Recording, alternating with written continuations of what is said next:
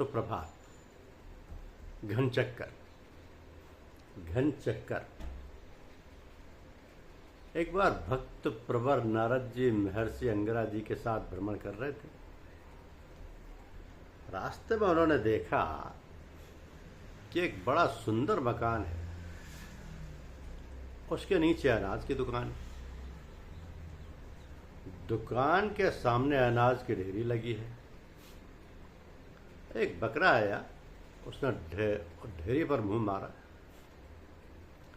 दुकान का मालिक एक तरुण धनी यानी युवा दुकान पर बैठा था।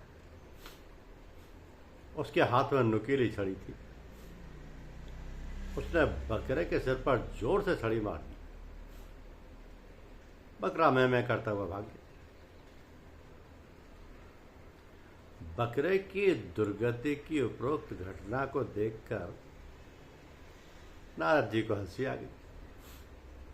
अंगिरा जी ने इस हंसी का रहस्य पूछा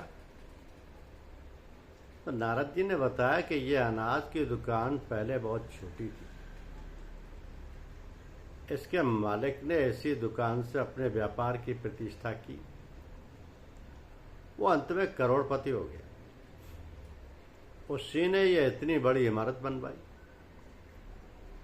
वो बहुत बड़े बड़े व्यापार करने लगा,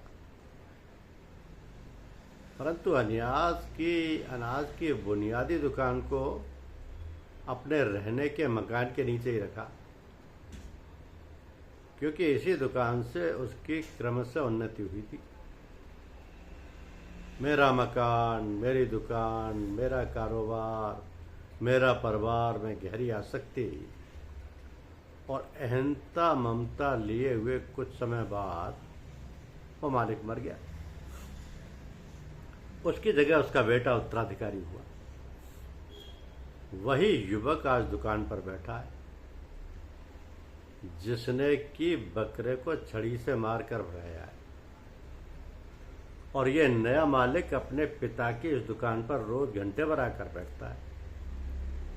सारा कामकाज तो नौकर चाकर करते। अभी मुझे हंसी इस बात पर आ गई कि दुकान का वह मालिक इस युवक का पिता ही अंतमति सो गति के विधान के अनुसार आज बकरे की योनि में पैदा हुआ है।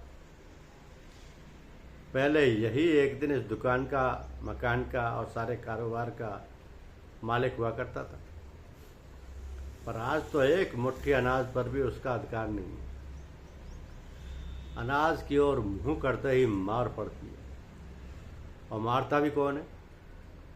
जिस पुत्र को बड़े प्यार से पाला पोसा, वही उसको मारता है। यही है जगत का असली स्वरूप, संसार चक्र, संसार का चक्कर, जिसमें जीव बना है घनचक्कर।